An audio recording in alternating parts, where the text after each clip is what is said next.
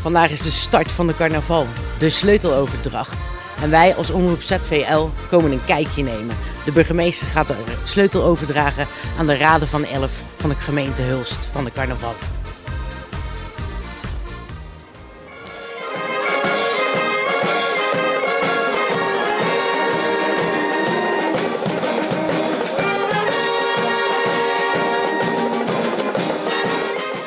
Alle prinsen en prinsessen gaven eerst een speech en daar waren ook wat nieuwkomers bij.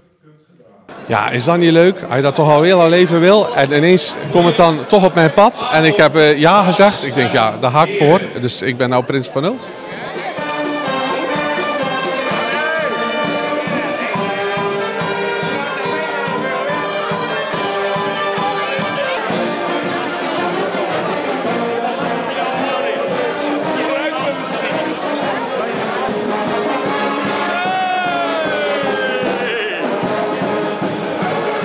De burgemeester gaf de sleutels van de gemeente.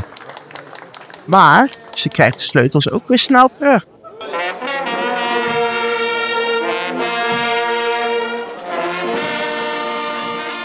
De 9 maart komt de sleutel terug naar hier. Is het dan eigenlijk, bent u dan er weer klaar voor om hem terug in ontvangst te nemen? Nee, meestal niet. Want dan hebben we namelijk carnaval gehad, hebben een paar dagen geslapen. En dan is er een waanzinnig leuk feest op de Slis. Ja. We ermee, dat is toch ook wel weer jammer, hè? Ja, er komt volgend jaar weer een nieuw carnaval, dus